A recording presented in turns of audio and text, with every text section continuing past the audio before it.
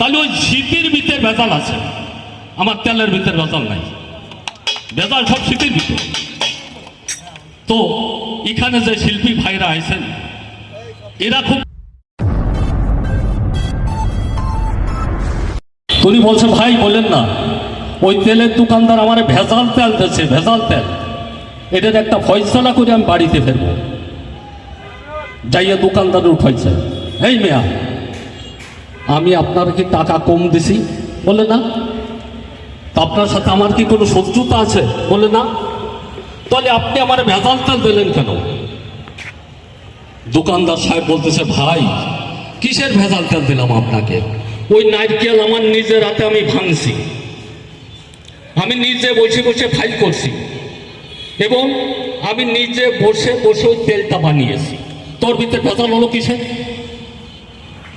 এখন বলতো, ভাই কথা তো আপনি ফেরেশতার মতো বললেন। হ্যাঁ, আপনার নিজের হাতে নারকেল ভাঙছেন, নিজে ফাইল করছেন, নিজে বসে বসে তেলটা বানিয়েছেন, তো এত বড় কড়া শীত, এই শীতে তেলটা জমলো না কেন ভাই? কই কি বললেন? তেল জমে নেই? বলে না। সত্যি বলছেন তেল জমে নেই? বলে না।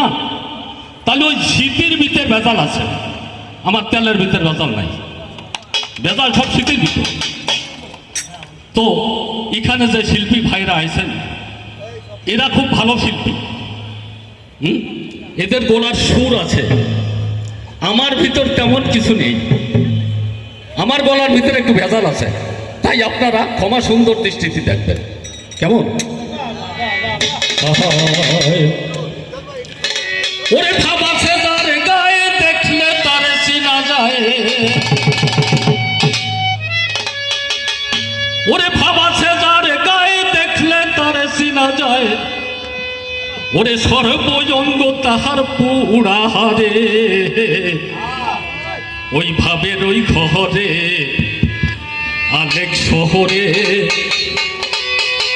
আমার আল্লাহ রাসূল বিরাজ করে রে। ওরে ভাবাছে যার গায়ে দেখলে তাকে চিনা যায়, ভাবাছে যার গায়ে দেখলে তাকে চিনা যায়, সর্বঙ্গ তাহার পুরা হারে, ভাবের ওই ঘরে আলেক শহরে আল্লাহ রাসূল বিরাজ করে রে।